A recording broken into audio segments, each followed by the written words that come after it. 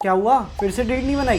चलो कोई बात नहीं। पार्टनरशिप एक्ट 1932 के प्रोविजन जहां पे डीड साइलेंट है, under 1 minute watch this reel and thank me later. Partnership deed अगर साइलेंट है तो प्रोविजन लग जाएंगे पार्टनरशिप एक्ट 1932 के। तो चलो 1 मिनट में रिवाइज करते हैं पार्टनरशिप एक्ट 1932 के प्रोविजंस। तो अगर इंटरेस्ट ऑन कैपिटल की बात करें, अगर डीड साइलेंट है तो पार्टनरशिप एक्ट 1932 बोलता है इंटरेस्ट ऑन कैपिटल देने की जरूरत नहीं है। इसमें क्या हुआ, इसमें फायदा हुआ किसका? फर्म का। नुकसान कितना किसका हुआ? पार्टनर्स का। सैलरी बोनस कमीशन भी देने की जरूरत नहीं है पार्टनर्स को। अगेन पार्टनर्स का नुकसान, फर्म का फायदा।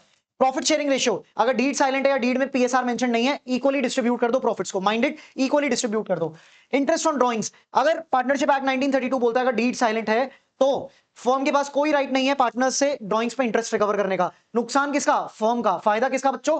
पार्टनर्स का। और आखिरी केस इंटरेस्ट ऑन लोन। अब सर इसमें बनते हैं दो केस। अगर फर्म ने लोन दिया है पार्टनर को तो अगर डीड साइलेंट है तो फर्म के पास कोई राइट नहीं है उस लोन पे इंटरेस्ट का रिकवरी करने का।